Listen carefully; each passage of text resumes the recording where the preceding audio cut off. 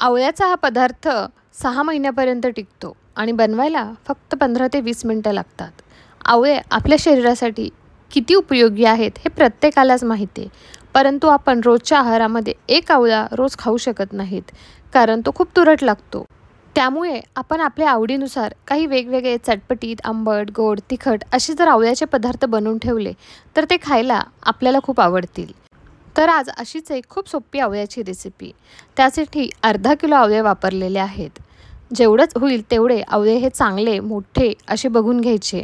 जास्त डाग असलेले आवळे वापरायचे नाही आणि त्याला व्हिडिओत दाखवल्याप्रमाणे किसणीने किसून घ्यायचं. एखादा खराब किंवा डागेला आवळा वापरला तर हा आपला पदार्थ जास्त दिवस टिकणार नाही. बारीक किंवा जाड अशा किसणीने आपल्याला आवडेल तसं आपण किसून घ्यायचं. आवळे किसायला खूप अवघड जात नाही आणि त्याच्या बिया मात्र बिलकुलही फेकून द्यायचं नाहीत. व्हिडिओमध्ये बघू शकता किती छान लांब लांब असे आपले आवळे किसून झालेले आहेत. संपूर्ण अर्धा किलो आवळे ह्या ठिकाणी मी वापरले होते. आता ह्या ठिकाणी आपण एक जाडपुड्याची कढई वापरायची. सुरुवातीला गॅस हा बंदच असेल.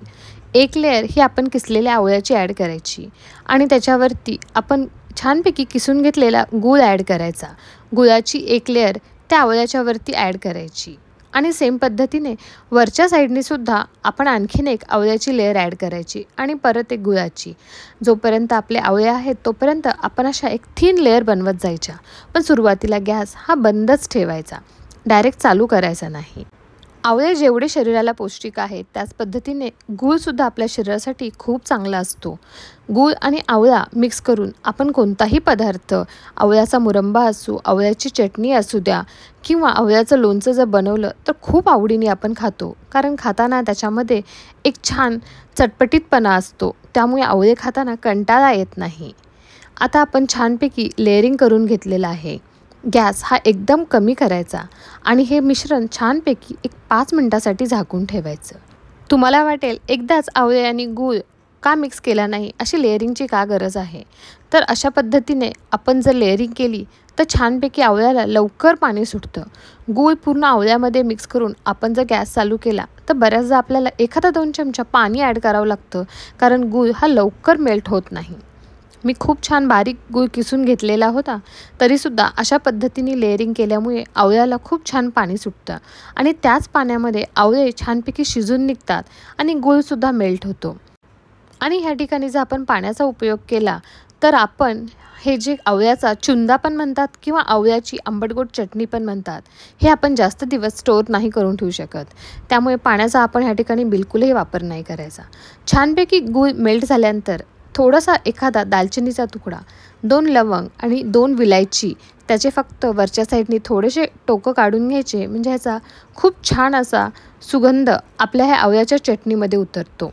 बरेच जण ह्याला आवळ्याचा चुंदा असंही म्हणतात. आता हे व्यवस्थित मिक्स करून घ्यायचं. आता गूळ मेल्ट झालेला आहे आणि आवळेसुद्धा हळूहळू आणखीन पाणी सोडायला लागतील.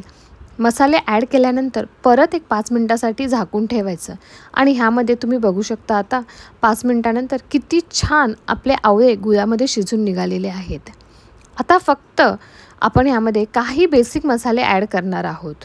खरं तर एवढीसुद्धा चटणी तुम्ही स्टोअर करून रोजच्या आहारामध्ये यूज करू शकता. पण काही जणांना थोडासा आणखीन चटपटीतपणा, तिखटपणा, खमंगपणा आवडतो, तर अशा वेळेस तुम्ही एखादा चमचा काश्मीरी लाल मिरची पावडर, अर्धा चमचा मीठ आणि अर्धा चमचा काळं मीठ ॲड करा. त्यामुळे आणखीनच छान असा फ्लेवर ह्या आवळ्याच्या चटणीला येतो. हे व्यवस्थित मसाले मिक्स करून घेतल्यानंतर फक्त 5 मिनिटासाठी एकदा वाफ काढून घ्यायची. ह्या ठिकाणी आपल्याला गुळाचा पाक बनवायचा नाही आहे, त्यामुळे आपण खूप जास्त प्रमाणात गूळ वापरलेला नाही. नाहीतर ही चटणी आपल्याला थोड्या वेळाने खूप जास्त कडक झाल्यासारखी वाटेल. तर व्हिडिओमध्ये बघू शकता की आवळे आणखीनही भरपूर मोकळे आहेत आणि खूप काही आपण गूळ जास्त प्रमाणात वापरला नाही, म्हणून त्याचा पाकही झालेला नाही. तर आता हे बिलकुलही कडक होणार नाही. बनवायला खूप सोपी अशी ही रेसिपी आहे. एक 5 मिनिटं मसाले टाकल्यानंतर एकदम मीडियम गॅसवर वाफ काढून घ्यायची आणि तुम्ही व्हिडिओमध्ये बघू शकता की आवळ्याची ही चटपटीत आंबटगोड चटणीचा रंगही किती सुरेख आलेला आहे. थंड झाल्यानंतर कोणत्याही एखाद्या काचेच्या बरणीत एअरटाईट कंटेनरमध्ये ह्याला काढून घ्यायचं. तुम्हाला ही आवळ्याच्या चटणीची रेसिपी आवडली असेल तर नक्की व्हिडिओला लाईक करा आणि तुमच्या मित्रमैत्रिणींसोबत शेअर करा. अशाच आवळ्याच्या रेसिपीसाठी आपल्या पेजला फॉलो करा.